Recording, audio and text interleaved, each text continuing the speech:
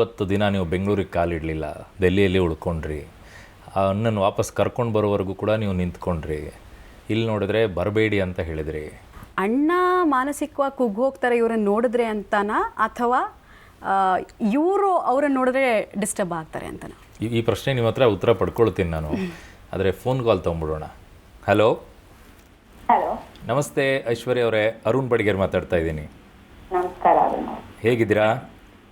ಚೆನ್ನಾಗಿದೆ. ಚಿಕ್ಕಪ್ಪನ ಜೊತೆಗೆ ಮಾತಾಡ್ತಾ ಇದ್ವಿ, ಅಣ್ಣ ತಮ್ಮನ ಬಾಂಧವ್ಯದ ಬಗ್ಗೆ ಮಾತನಾಡ್ತಾ ಇದ್ವಿ.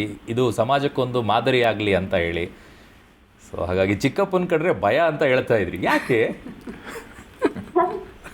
ಚಿಕ್ಕ ವಯಸ್ಸಲ್ಲಿ ಹಂಗೆ ಬೆಳ್ಕೊಂಡ್ ಬಂದ್ವಿ ಅನ್ಸುತ್ತೆ. ಅದಕ್ಕೆ ಇನಿಷಿಯಲಿ ಭಯ ಅನ್ಸಿತ್ತು, ಬಟ್ ಇವಾಗ ನಮ್ ರಿಲೇಶನ್ಶಿಪ್ ಚೇಂಜ್ ಆಗಿದೆ, ಒಬ್ರನ್ನೊಬ್ರಿಗೆ ಪ್ರೀತಿ ಜಾಸ್ತಿ ಆಗಿದೆ ಅನ್ಸುತ್ತೆ. ನಾವು ಎಷ್ಟು ಕ್ರಿಟಿಕ್ ಆಗಿ ಹೇಳ್ತಿರ್ತೀವಿ, ನಮ್ ಚಿಕ್ಕಪ್ಪಂಗೂ ಅಷ್ಟೇ ಕ್ರಿಟಿಕ್ ಆಗಿ ಹೇಳ್ತಿರ್ತೀನಿ ಇವಾಗ, ಸ್ವಲ್ಪ ಬೆಳೆದ ಮೇಲಿಂದ. ಚಿಕ್ಕಪ್ಪ ಹೆಂಗೆ ಐಶ್ವರ್ಯ ಅವರೇ? ಸ್ಟ್ರಿಕ್ಟಾ, ತುಂಬಾ ಟೆರರಾ, ನೋಡಿದ್ರೆ ಭಯ ಆಗ್ತಿತ್ತಾ ಹೆಂಗೆ ಅಂತ? ನೋಡಕ್ ಹಂಗ್ ಕಾಣಿಸ್ತಾರೆ, ಬಟ್ ಅವರ ಸಾಫ್ಟ್ ಪರ್ಸನ್ ಇಲ್ಲ ಅನ್ಸುತ್ತೆ. ನಾವು ಅಪ್ಪಗಿಂತ ಎಕ್ಸ್ಟ್ರಾ ಸಾಫ್ಟ್ ಅನ್ಸುತ್ತೆ ಅವರು. ಬೇಗ ಅಳ್ತಾರೆ, ಬೇಗ ನಗ್ತಾರೆ. ನಾವಪ್ಪ ಸ್ವಲ್ಪ ಟೈಮ್ ತಗೊಂಡ್ ನಕ್ಕು ಎಲ್ಲ ಮಾಡ್ತಾರೆ. ಚಿಕ್ಕಪ್ಪ ಹಂಗಲ್ಲ, ಬೇಜಾರಾದ್ರೆ ಬೇಗ ಬೇಜಾರಾಗೋಗುತ್ತೆ, ಖುಷಿ ಆದ್ರೂ ಅಷ್ಟೇ ಬೇಗ ಖುಷಿನೂ ಆಗುತ್ತೆ. ಸೊ ಐ ಥಿಂಕ್ ಬೇರೆ ಜನಕ್ಕೆ ಗೊತ್ತಿರೋ ಡಿ ಕೆ ಸುರೇಶ್ಗೂ ಒಳಗಡೆ ಇರೋ ಡಿ ಕೆ ಸುರೇಶ್ಗೂ ತುಂಬಾ ವ್ಯತ್ಯಾಸ ಇದೆ. ಎಸ್ ನಾನು ನೋಡಿದ್ದೀನಿ ಅದನ್ನು. ಬಟ್ ನಿಮಗೆ ನಾನು ಸ್ವಲ್ಪ ಹಿಂದ್ಗಡೆಗೆ ತೊಗೊಂಡು ಹೋಗ್ತೀನಿ. ಆವಾಗ ಆ ಹಳೆಯ ನೆನಪುಗಳನ್ನು ತಗೊಂಡಾಗ ನಿಮಗೆ 50 ದಿನ ಬೆಂಗಳೂರಿಗೆ ಬರ್ದೇನೆ ಚಿಕ್ಕಪ್ಪ ಅಲ್ಲಿ ದೆಹಲಿಯಲ್ಲಿ ಉಳ್ಕೊಂಡು ತಂದೆಯವ್ರನ್ನ ಕರ್ಕೊಂಡು ಬರೋವರೆಗೂ ಕೂಡ ಅಲ್ಲೇ ಉಳ್ಕೊಂಡಾಗ ಆ ಕ್ಷಣ ಹೇಗಿತ್ತು? ನೀವು ದೆಹಲಿಗೆ ಹೋದಂಥ ಸಂದರ್ಭ, ಚಿಕ್ಕಪ್ಪನನ್ನು ಆ ಕ್ಷಣದಲ್ಲಿ ಹೇಗೆ ಮೀಟ್ ಆದ್ರಿ? ಆಯ್ತಾ ಆಗ್ಲಿಲ್ವಾ ಅಲ್ಲಿ? ನಂಗೆ ಅದೊಂದು ಭಾಳ ಕುತೂಹಲ ಇದೆ. ಆಕ್ಚುಲಿ ನಾವೆಲ್ಲ ನೆಮ್ಮದಿಯಾಗಿ ಮನೇಲಿ ಬೆಂಗಳೂರಲ್ಲಿ ಇದ್ದಿದ್ದೆ ನಮ್ ಚಿಕ್ಕಪ್ಪ ಅಲ್ಲಿದ್ದಾರೆ, ಎಲ್ಲ ನೋಡ್ಕೊಂತಾರೆ ಅಂತ. ಸೊ ನಮ್ಗೆ ಇಲ್ಲಿ ಆರಾಮಾಗಿ ಅಟ್ಲೀಸ್ಟ್ ಒಂದು ತುಂಬಾ ಜಾಸ್ತಿ ಬೇಜಾರಾಗದೆ ಮನೆಯಲ್ಲಿ ನಾವ್ ಇದ್ವಿ ಅಂತಂದ್ರೆ ನಮ್ ಸ್ಟ್ರೆಂತ್ ಅಲ್ಲಿ ಡೆಲ್ಲಿಲಿ ಇದಾರೆ, ಅವರೇ ಎಲ್ಲ ನೋಡ್ಕೊಂತಾರೆ ಅಂತ.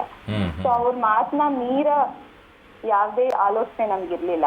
ಬಟ್ ಆದ್ರೂ ನಾವ್ ಅಪ್ಪನ್ ನೋಡ್ಲೇಬೇಕಿತ್ತು. ಸೊ ಅವ್ರು ಬೇಡ ಅಂತಂದ್ರು ಹೋಗ್ಲೇಬೇಕಿತ್ತು. ಅದು ಒಂದು ಟೈಮಿಂಗ್ ಅಂತ ಅನ್ಸುತ್ತಷ್ಟೇ. ಸೊ ಆ ಸಮಾಧಾನಕ್ಕೆ ಹೋದೆ ಬಿಟ್ರೆ ಅವ್ರ ಮಾತನ್ನ ಮೀರ ಯಾವ್ದೇ ಯೋಚನೆನೂ ನಮ್ಗಿರ್ಲಿಲ್ಲ. ಬಟ್ ನಾವ್ ಇಲ್ಲಿ ಇದ್ದಿದ್ದೆ ಆರಾಮಾಗಿ, ಬಿಕಾಸ್ ನಮ್ ಚಿಕ್ಕಪ್ಪ ಅಲ್ಲಿದ್ದಾರೆ, ಅವ್ರು ನೋಡ್ಕೊಂತಾರೆ. ನಮ್ಗಿಂತ ಹೆಚ್ಚಾಗಿ ನಮ್ ಕುಟುಂಬದ ಜವಾಬ್ದಾರಿ ಅವ್ರ ಮೇಲಿದೆ. ನನ್ಗೆ ಇವತ್ತು ತಿಳುವಳಿಕೆ ಬಂದಿರ್ಬೋದು, ಅವತ್ತಷ್ಟು ತಿಳುವಳಿಕೆನೂ ಇರ್ಲಿಲ್ಲ. ಸೊ ಇಲ್ದೇದಾಗೂ ನಾವ್ ಜಸ್ಟ್ ಅವ್ರ ಮೇಲೆ ಫುಲ್ ನಂಬಿಕೆ ಮಾಡ್ಕೊಂಡು ಅವ್ರಿದ್ರೆ ನಮ್ಗೆಲ್ಲ ಸರಿ ಹೋಗುತ್ತೆ ಅನ್ನೋ ಒಂದೇ ನಂಬಿಕೆ ನಾವ್ ಜೀವನ ಮಾಡ್ತೀವಿ. ಅಲ್ಲಿ ಹೋದಾಗ ಚಿಕ್ಕಪ್ಪ ಸಿಕ್ಕಾಗ ಬೈದ್ರಾ ಅಥವಾ ಏನ್ ಹೇಳಿದ್ರು? ಇಲ್ಲ, ಅವ್ನ ಅಪ್ಪ ಬರೋವರೆಗೂ ನಮ್ ಚಿಕ್ಕಪ್ಪಂಗೆ ಹೇಳೇ ಇರ್ಲಿಲ್ಲ.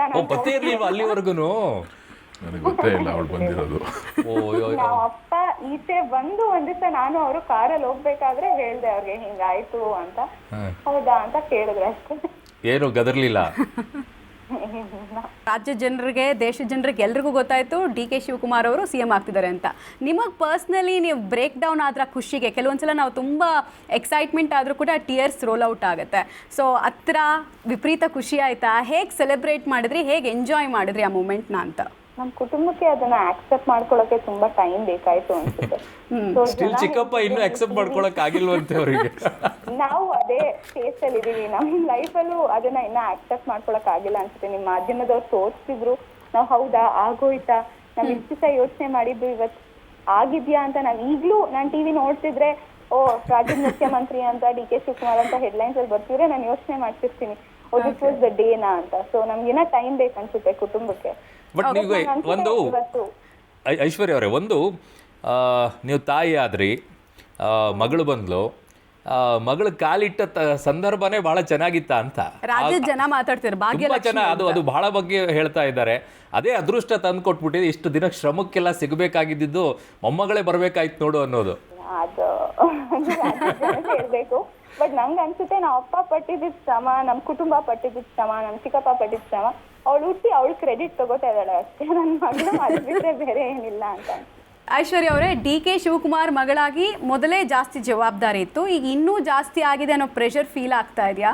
ಹಂಗೇನಿಲ್ಲ, ನಂಗೆ ನಾವು ಅಪ್ಪನ ಕೆಲಸದ ಮೇಲೆ ನಂಬಿಕೆ ಇದೆ. ಮೊದಲೇ ಆ ಹೆಸರು ದೊಡ್ಡ ಹೆಸರು, ಸೊ ಈಗ CM ಮಗಳು, ಸೊ ಅದಿನ್ನೂ ಜಾಸ್ತಿ ಪ್ರೆಷರ್ ಬಿಲ್ಡ್ ಮಾಡ್ತಾ ಇದೆಯಾ ಅಂತ ಕೇಳಿದೆ. ಪ್ರೆಷರ್ ಇದ್ದೇ ಇದೆ. ನಾನು ಹುಟ್ಟಿದಾಗಿಂದಾನು ಡಿ ಕೆ ಶಿವಕುಮಾರ್ ಮಗಳಂತ ಪ್ರೆಷರ್ ಇದ್ದೇ ಇದೆ ಅನ್ಸುತ್ತೆ. ಬಟ್ ಅಷ್ಟೇ ಜವಾಬ್ದಾರಿನೂ ಇದೆ ಅಲ್ಲ, ನಾನು ಕರೆಕ್ಟ್ ಆಗಿ ನಡ್ಕೊಂಡು ಹೋಗ್ಬೇಕು. ಜನ ನೋಡ್ತಾ ಇದ್ದಾರೆ ಡಿ ಕೆ ಶಿವಕುಮಾರ್ ಮಗಳು ಹೆಂಗೆ ಅಂತ. ಸೊ ನಾನು ಐ ಡೂ ಮೈ ಬೆಸ್ಟ್ ಅಂತ ಅನ್ಸುತ್ತೆ. ಥ್ಯಾಂಕ್ ಯು ಸೋ ಮಚ್ ಐಶ್ವರ್ಯ ಅವರೇ, ನಮ್ಮ ಜೊತೆಗೆ ಜಾಯಿನ್ ಆಗಿದ್ದಕ್ಕೆ. ನಿಮ್ಮ ತಂದೆ ಮತ್ತು ನಿಮ್ಮ ಚಿಕ್ಕಪ್ಪ ಹೀಗೆ ಮಾದರಿಯಾಗಿರಲಿ, ಅಣ್ಣ ತಮ್ಮಂದಿರು ಹೇಗಿರಬೇಕು ಅನ್ನೋದನ್ನು ಸಮಾಜಕ್ಕೆ ತೋರಿಸ್ಕೊಡ್ತಾ ಇರಲಿ. ಅದಕ್ಕೆ ನೀವು ಕೂಡ ಒಂದಿಷ್ಟು ಸ್ಫೂರ್ತಿಯಾಗಿ ನಿಂತ್ಕೊಂಡಿದ್ದೀರಾ. ಧನ್ಯವಾದಗಳು. Thank you so much. ನೀವೇನೋ ಧೈರ್ಯ ತೊಗೊಂಡ್ರಿ. ನಮ್ಮ ಜೊತೆಗೆ ಈಗ ಮೇಡಮ್ ಇದ್ದಾರೆ, ಉಷಾ ಮೇಡಮ್. ಮೇಡಮ್ ನಮಸ್ತೆ, ಅರುಣ್ ಬಡಿಗೇರ್ ಮಾತಾಡ್ತಿದ್ದೀನಿ. ನಮಸ್ಕಾರ. ನಮಸ್ತೆ, ಹೇಗಿದ್ದೀರಾ? ಚೆನ್ನಾಗಿದ್ದೀವಿ. ನಾನು ಇಲ್ಲಿ ನಿಮ್ಮ ಮೈದೂರನ್ನು ಕೂರಿಸ್ಕೊಂಡು ಮಾತಾಡ್ತಾ ಇದ್ದೀನಿ, ಡಿ ಕೆ ಸುರೇಶ್ ಅವರನ್ನು. ಅಣ್ಣ ತಮ್ಮಂದಿರು ಹೇಗಿರಬೇಕು ಅನ್ನೋದನ್ನು ಸಮಾಜಕ್ಕೊಂದು ಮೆಸೇಜ್ ಕೊಡ್ತಾ ಇದ್ವಿ.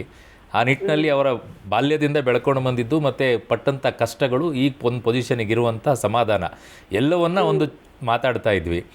ನೀವು ನೋಡಿರೋ ರೀತಿಯಲ್ಲಿ ನಿಮ್ಮ ಮೈದುನ ಹೇಗೆ? ಅವರಿಬ್ರು ಅಣ್ಣ ತಮ್ಮಂದಿರ ಸಂಬಂಧ ಅಷ್ಟೇ ಅಲ್ಲ, ಅವ್ರ ಮಧ್ಯೆ ಇದ್ದಿದ್ದು ನಂಬಿಕೆ, ಅದಕ್ಕಿಂತ ಹೆಚ್ಚಾಗಿ ಪ್ರೀತಿ, ತ್ಯಾಗ, ಅವರಿಬ್ರ ಮೇಲೆ ಇದ್ದಿದ್ದು ಒಂದು ಗೌರವ, ಇಷ್ಟನ್ನು ನಾನು ನೋಡ್ಕೊಂಡು ಬಂದಿದ್ದೀನಿ ಮದ್ವೆ ಆಗಿ 30 ವರ್ಷದಿಂದನೂ. ಅವರು ಒಂದು ಶಕ್ತಿಯಾಗಿ ನಿಂತಿದ್ದಾರೆ. ನಮ್ಮ ಕುಟುಂಬದಲ್ಲಿ ಏನೇ ಒಳ್ಳೇದಾಗ್ಲಿ, ಏನೇ ಕಷ್ಟ ಬಂದಿದ್ರು ಆ ಖುಷಿನ ಹಂಚ್ಕೊಂಡಿದ್ದಾರೆ. ಒಂದು ಕಷ್ಟದಲ್ಲಂತೂ ಅವರು ನಂಗೆ ಸಪೋರ್ಟಿವ್ ಸಿಸ್ಟಮ್ ಆಗಿ ನಿಂತಿದ್ದಾರೆ. ನಾನು ಆ ಕ್ಷಣವನ್ನು ನೆನಪಾಕೊಳ್ತಾ ಇದ್ದೆ. ಮಾನ್ಯ ಡಿ ಕೆ ಶಿವಕುಮಾರ್ ಅವರು ಜೈಲಿನಲ್ಲಿದ್ದಂಥ ಸಂದರ್ಭ, ನೀವು ಬೆಂಗಳೂರಿನಲ್ಲಿದ್ದರೆ ಇವರು ದೆಹಲಿಯಲ್ಲಿದ್ದಾಗ ಫೋನ್ ಮಾಡಿ ಕೇಳ್ತಾ ಇದ್ರ, ಆ ಪ್ರಯತ್ನವನ್ನು ಮಾಡಿದಾಗ ಏನು ಹೇಳ್ತಾ ಇದ್ರು? ಇಲ್ಲ, ಅವ್ರು ಒಂದೇ ಮಾತು ಹೇಳಿದ್ದು, ನೀವೆಲ್ಲ ಧೈರ್ಯವಾಗಿರಿ, ನಾನಿದ್ದೀನಿ, ನಾನು ಕರ್ಕೊಂಡ್ಬರ್ತೀನಿ ನಮ್ಮ ಅಣ್ಣನ್ನ ಅಂತ ಅವ್ರು ಹೇಳಿದ್ರು. ನೀವ್ ಯಾರು ಏನೋ ತಲೆ ಕೆಡ್ಸ್ಕೋಬೇಡಿ, ಏನೇ ಇದ್ರು ನಾನು ಫೋನ್ ಮಾಡ್ತೀನಿ, ನೀವ್ ಧೈರ್ಯವಾಗಿರಿ, ಅವ್ರು ಚೆನ್ನಾಗಿದ್ದಾರೆ, ನಾನ್ ಕರ್ಕೊಂಡ್ ಬರ್ತೀನಿ ಅಂತ ಅಷ್ಟೇ ಒಂದ್ ಮಾತು ಹೇಳಿದ್ರು. ನಾನು ಯಾವಾಗ್ಲೂ ಕೇಳ್ತಾ ಇದ್ದೆ, ನಾನು ಒಂದ್ಸತಿ ಬಂದ್ ನೋಡ್ಬೇಕು ಅಂತ. ಬಟ್ ಅವ್ರು ಹೇಳಿದ್ರು ಇಲ್ಲ ಬೇಡ, ನಾನ್ ಕರ್ಕೊಂಡ್ ಬರ್ತೀನಿ ಅಂತ ಹೇಳಿದ್ರು ಅಷ್ಟೇ. ನಾನು ಆಯ್ತು ಅವ್ರು ಇದಾರಲ್ಲ ಅಂತ ಹೇಳಿ ಸುಮ್ನೆ ಬಿಟ್ಟೆ. ಬಟ್ ಹಾಗೆ ನಡ್ಕೊಂಡ್ರು, ಅದು ಯಾವತ್ತೂ ನನ್ನ ಜೀವನದಲ್ಲಿ ಮರೆಯಕ್ಕೆ ಆಗಲ್ಲ. ನಾನು ತುಂಬಾ ಕೇಳ್ಪಟ್ಟಿದ್ದೆ, ಅವರು ಆದ ತಕ್ಷಣ ಒಂದ್ 2-3 ದಿನ ಮಾತ್ರ ಏನು ಮಾಡಬೇಕು ಅಂತ ಗೊತ್ತಿಲ್ಲದೆ ಇರುವಂಥ ಸಂದರ್ಭದಲ್ಲಿ ತುಂಬ ಸಲ ಕಣ್ಣೀರು ಹಾಕಿರುವಂಥ ಕ್ಷಣಗಳು ಕೂಡ ಇವೆ ಅಂತ ಹೇಳಿ. ಬಟ್ ನಿಮ್ಮ ಹತ್ರ ಆ ಥರ ಯಾವ ಸಂದರ್ಭನೂ ತೋರಿಸ್ಕೊಟ್ಟಿಲ್ಲ ಅನ್ಸುತ್ತೆ. ನನ್ನ ಹತ್ರ ತೋರಿಸ್ಕೊಳ್ಳಿಲ್ಲ. ನಾವು ತುಂಬಾ ಡಿಪ್ರೆಷನ್ ಒಂಥರ ಹೊಟ್ಟೋಗ್ಬಿಡ್ತೀವಿ ಅಂತ ಯಾವತ್ತೂ ನನ್ನ ಹತ್ರ ಬಂದು ಆ ಥರ ಹೇಳ್ಕೊಳ್ಳಿಲ್ಲ ಅವರು. ನೀವ್ ಧೈರ್ಯವಾಗಿರಿ ಅಂತ ಮಾತ್ರ ಯಾವಾಗ್ಲೂ ಧೈರ್ಯ ತುಂಬ್ತಾ ಇದ್ರು ಅಷ್ಟೇ, ನನಗಾಗ್ಲಿ ನನ್ನ ಮಕ್ಳಿಗಾಗ್ಲಿ. ನಾನು ಇದೀನಿ, ನಾನು ಕರ್ಕೊಂಡ್ಬರ್ತೀನಿ ನಮ್ಮ ಅಣ್ಣನ್ನ ಅಂತ ಅಷ್ಟೇ ಹೇಳಿದ್ದು. ಕರ್ಕೊಂಡು ಬಂದ ಕ್ಷಣ ಹೇಗಿತ್ತು? ಅದು ಹೇಳಕ್ಕೆ ಆಗಲ್ಲ ಬಿಡಿ, ಅಷ್ಟು ಖುಷಿ ಆಯ್ತು. ಅವ್ರು ಏನ್ ಹೇಳಿದ್ರು, ನಂಗೆ ಮಾತು ಕೊಟ್ಟಿದ್ರು, ಹಾಗೆ ನಡ್ಕೊಂಡ್ರು. ನನ್ ಕೈಲಿ ಆಗ್ತಿರ್ಲಿಲ್ಲ ಅನ್ಸುತ್ತೆ. ಅವ್ರು ಇರೋದ್ರಿಂದ ನಂಗೊಂದು ಶಕ್ತಿಯಾಗಿ ನಿಂತಿದ್ರು, ಮುಂದಕ್ಕೂ ನಿಂತ್ಕೋತಾರೆ. ಅಲ್ಲ, ಮಗಳನ್ನ ಕಳಿಸ್ಕೊಟ್ಟಿದ್ರಲ್ಲ ನೀವು ದೆಹಲಿಗೆ, ಅದು ಯಾವ ಧೈರ್ಯದ ಮೇಲೆ ಕಳಿಸ್ಕೊಟ್ಬಿಟ್ರಿ? ಇಲ್ಲ, ನನಗೆ ಅವಳು ಹೋಗ್ತೀನಿ ಅಂತ ತುಂಬಾ ಹಳಕ್ ಶುರು ಮಾಡಿದ್ಲು. ಆಮೇಲೆ ನಾನ್ ಹೋಗಕ್ಕಾಗಿರ್ಲಿಲ್ಲ, ಆಯ್ತು ಅಂತ ನಾನು ಅವಳಿಗೆ ಧೈರ್ಯ ಕೊಟ್ಟೆ. ನಾನಾದ್ರೂ ನೋಡಕ್ಕಾಗಿಲ್ಲ, ಇವಳಾದ್ರೂ ಅಟ್ಲೀಸ್ಟ್ ನನಗೆ ಬಂದ್ ರಿಪೋರ್ಟ್ ಕೊಡ್ತಾಳೆ ಅಂತ ಅವಳನ್ನ ಕಳಿಸ್ದೆ. ಬಟ್ ಅವತ್ತು ನಾನು ಅನ್ಕೋತಿತ್ತು, ನಾನು ತಪ್ಪು ಮಾಡ್ತಾ ಇದ್ದೀನಿ, ನಾನು ಅವ್ರಿಗೆ ಹೇಳಿಲ್ಲ ನಮ್ಮ ಮೈದಿನ್ಗೆ ಅಂತ ನಾನು ಅನ್ಕೋತಾ ಇದ್ದೆ. ಬಟ್ ಆದ್ರೂ ಎಲ್ಲೋ ಒಂದ್ ಕಡೆ ನನಗೂ ಗೊತ್ತಾಗ್ಬೇಕಾಯ್ತು, ಅವ್ರೇನು ಹೇಳ್ತಿರ್ಲಿಲ್ಲ. ಸೊ ಅದಕ್ಕೆ ನಾನು ಧೈರ್ಯ ಮಾಡಿ ಅವಳನ್ನ ಕಳ್ಸಿಕೊಟ್ಟೆ. ನಾನು ಅವಾಗ್ಲೇ ಹಂಗೆ ಕ್ಯಾಶುವಲ್ ಆಗಿ ಉಳಿದಿದ್ದೆಲ್ಲ ಮಾತಾಡ್ತಾ ಇದ್ದೆ. ಏನ್ ಇಷ್ಟಪಡ್ತಾರೆ ಮಾನ್ಯ ಮುಖ್ಯಮಂತ್ರಿಗಳು ತಿನ್ನಕ್ಕೆ? ಏನ್ ಅಡಿಗೆ ಮಾಡಿಕೊಡ್ತೀರಾ? ಅವ್ರು ರೆಗ್ಯುಲರ್ ಫುಡ್ ಇಷ್ಟಪಡ್ತಾರೆ, ರಾಗಿ ಬಾಲ್. Okay, vegetarian food. ಅಂದಂಗೆ ಅದನ್ನೇ ಕೇಳ್ತಾ ಇದ್ದೀನಿ, ನಾನ್ ವೆಜ್ ತಿನ್ನೋದು ಯಾವಾಗ ಶುರು ಮಾಡಿಸ್ತೀರಾ? ಬಿಟ್ಬಿಟ್ಟಿದ್ರಲ್ವಾ? ಇಲ್ಲ, ಹೆಲ್ತ್ ಇಶ್ಯೂ ಸುಮ್ಮನೆ ಎಲ್ಲೆಲ್ಲೋ ಹೋಗ್ತಾ ಇರ್ತಾರಲ್ಲ, ಬೇಡ ಅಂತ ನಾನ್ ವೆಜ್ ಬೇಡ ಅಂತ ಬಿಡಿಸ್ಬಿಟ್ಟಿದೀವಿ. ಓಕೆ, ಆಮೇಲೆ ಬಿಯರ್ಡ್ ಒಂದು ಗಡ್ಡ ಒಂದು ತೆಗಿತೀನಿ ಅಂತ ಹೇಳಿದ್ರು, ಅದನ್ನ ಯಾವಾಗ ತೆಗಿಸ್ತೀರಾ? ಅದೇ ಇದೆ ಎಲ್ಲ ಚೆನ್ನಾಗಿದೆ, ಕಂಟಿನ್ಯೂ ಮಾಡ್ತಾರೆ. ಅದೇ ಚೆನ್ನಾಗಿದ್ಯಾ? ನಿಮ್ಗೂ ಇಷ್ಟ ಆಗೋಯ್ತಾ? ನಮಗೂ ಫಸ್ಟ್ ಇಷ್ಟ ಇರಲಿಲ್ಲ, ಇವಾಗ ಇಷ್ಟ ಆಗೋಗಿದೆ, ಕಂಟಿನ್ಯೂ ಆಗಲಿ. Very nice, very nice. Best gift ಯಾವ್ದು ಮೇಡಮ್ ಇಲ್ಲಿ ತನಕ ಸಿಕ್ಕಿರೋದು ಡಿ ಕೆ ಶಿವಕುಮಾರ್ ಇಂದ ನಿಮ್ಗೆ? ಮೂರ್ ಮಕ್ಕಳು. ನೀವು ಅವ್ರಿಗೆ ಕೊಟ್ಟಿರೋದು? ಅವ್ರೇನ್ ಕೊಟ್ರು ಹೇಳಿ? ಅದನ್ನೇ ಅದೇ ಚೆನ್ನಾಗಿದೆ, ಅದೇ ಹೇಳದ್ದಲ್ಲ, ನೀವು ಒಳ್ಳೆ ಪಕ್ಕ ರಾಜಕಾರಣಿ ಆಗಕ್ಕೆ ಕರೆಕ್ಟ್ ಆಗಿದ್ದೀರಾ ನೀವು. Thank you madam, thank you so much. Thank you, thank you, thank you. Yes, ಇಲ್ಲೇ ಇದ್ದಾರೆ, ಒಂದ್ಸಲ ಮೈದುನ ಜೊತೆಗೆ ಮಾತಾಡ್ಬಿಡಿ. ಏನಂತ ಕರಿತೀರಾ ನೀವು? ಇಲ್ಲ, ನಾವೇನು ಕರಿಯಲ್ಲ, ಬನ್ನಿ ಹೋಗಿ ಅಂತಾನೆ ಕರಿತೀವಿ. ಅಷ್ಟೇ ಕರೆಯೋದಾ? ನೀವೇನಂತ ಕರಿತೀರಾ ಸರ್? ಅತ್ತಿಗೆ ಅಂತ ಅತ್ತಿಗೆ ಅಂತಾನೆ ಕರಿತೀರಾ? ಓಕೆ, ಒಂದ್ಸಲ ಕರೆದ್ಬಿಡಿ ಹಂಗೆ ಅತ್ತಿಗೆ ಅಂತ. ಏನದಕ್ಕೆ ಏನು ಮಾಡ್ತಾ ಇದ್ದೀರಾ? ಏನಿಲ್ಲ, ಮನೇಲೇ ಇದೀವಿ. ಸರಿ ಆಯಿತು. ಅಡುಗೆ ಮಾಡಿದ್ದು ಏನು ಮಾಡಿದ್ರೆ ಕೇಳಿ, ಊಟಕ್ಕೆ ಹೋಗಲ್ವಾ? ಊಟ ಮಧ್ಯಾಹ್ನದ ತಪ್ಪುರೂಪ ಮಾಡೋದು. ಹೌದಾ? ಓಕೆ, ಆಯ್ತು ಬಿಡಿ ಮೇಡಮ್. ಏನು ಊಟ ಮಾಡಿದ್ರೆ, ಏನು ಅಡುಗೆ ಮಾಡಿದ್ದೀರಾ ಮೇಡಮ್? Vegetarian food. ವೆಜಿಟೇರಿಯನ್ ಓ ಫುಡ್. ಸರ್, ಇನ್ನೊಂದು ವಿಚಾರ ಕೇಳಬೇಕಿತ್ತು ನೋಡಿ ನಾವು. ಡಿ ಕೆ ಶಿವಕುಮಾರ್ ಅವರ ಡ್ರೆಸ್ಸಿಂಗ್ ಸೆನ್ಸ್ ಬಗ್ಗೆ ಕೇಳಬೇಕಿತ್ತು ಮೇಡಮ್. ಯಾರು ಸ್ಟೈಲ್ ಮಾಡೋದು? ತುಂಬ ಲಕ್ಸುರಿಯಸ್ ಆಗಿ ಕ್ಲಾತ್ಸ್ ಹಾಕ್ತಾರೆ, ತುಂಬ ಸ್ಟೈಲಿಶ್ ಆಗಿ ಕಾಣ್ತಾರೆ. ಲಕ್ಸುರಿ ಅನ್ನೋದಕ್ಕಿಂತ ತುಂಬ ಸ್ಟೈಲಿಶ್ ಆಗಿ ಕಾಣ್ತಾರೆ. ಸೊ ನಿಮ್ಮ ಪಾತ್ರ, ನಿಮ್ಮ ಕೈ ಚಳಕ ಏನಾದರೂ ಇದೆಯಾ, ಹೆಂಗೆ ಅಂತ? ನಾನೇ ಸೆಲೆಕ್ಟ್ ಮಾಡೋದು, ನಾನೇ ಹೇಳೋದು. ಅನ್ಕೊಂಡೆ ನಾನಿದು ಇಲ್ಲಿಂದನೇ ಇರುತ್ತೆ ಅಂತ ಹೇಳಿ. ಮೂಲ ಎಲ್ಲಿ ಸೆಲೆಕ್ಟ್ ಮಾಡ್ಕೊಂಡು ಬರ್ತೀರನ್ನೆಲ್ಲ ಪಾಪ ಯಾರಿಗಾದ್ರೂ ಗೊತ್ತಾಗ್ಲಿ ಹೇಳಿ ಮೇಡಮ್. ಅದೆಲ್ಲ ಹೇಳಕ್ಕಾಗಲ್ಲ. ಹೇಳಲ್ವಾ? ಅದು ಗೌಪ್ಯವಾಗಿ ಇಡ್ತೀರಾ ನೋಡಿ, ತುಂಬ ಚೆನ್ನಾಗಿದೆ. ಆಯಿತು, ಚೆನ್ನಾಗಿ ಕಾಣ್ತಾರೆ ಅವರು, ಲುಕ್ಕಲ್ಲಿ ತುಂಬ ಚೆನ್ನಾಗಿದ್ದಾರೆ. ಆಮೇಲೆ ಈಗ ಇತ್ತೀಚೆಗೆ ಒಂದು ಶಾಲ್ ಹಾಕಕ್ಕೆ ಶುರು ಮಾಡಿದಾರಲ್ಲ, ಏನದು? ಅದು ನೀವೇ ಹೇಳಿದ್ರಾ? ಇಲ್ಲ, ಅದೇ ಹೇಳಿಲ್ಲ ನಾನು. ಮತ್ತು ಅದೆಂಗೆ ಶುರು ಆಯಿತು ಮೇಡಮ್ ಅದು? ಅವ್ರಿಗೆ ಯಾರೋ ಒಬ್ರು ಗಿಫ್ಟ್ ತಂದು ಕೊಟ್ಟರು, ಅದನ್ನ ಶುರು ಮಾಡಿದ್ರು, ಆಮೇಲೆ ಕ್ಯಾರಿ ಔಟ್ ಮಾಡಿದ್ರು. ನಿಮ್ಗೆ ಯಾವ ಥರ, ಅವ್ರು ಯಾವ ಥರ ಡ್ರೆಸ್ ಮಾಡ್ಕೊಂಡ್ರೆ ನಿಮ್ಗೆ ಇಷ್ಟ ಆಗುತ್ತೆ? ಸಿಂಪಲ್ ಆಗಿ ಡ್ರೆಸ್ ಮಾಡ್ಕೊಂಡ್ರೆ ಇಷ್ಟ. ಬ್ಲಶ್ ಮಾಡ್ತಾ ಇದ್ದಾರೆ ಅದರಲ್ಲೂ. ಥ್ಯಾಂಕ್ ಯು ಸೋ ಮಚ್ ನಮ್ಮ ಜೊತೆಗೆ ಇಷ್ಟೊತ್ತು ಜಾಯ್ನ್ ಆಗಿದ್ದಕ್ಕೆ. Thank you.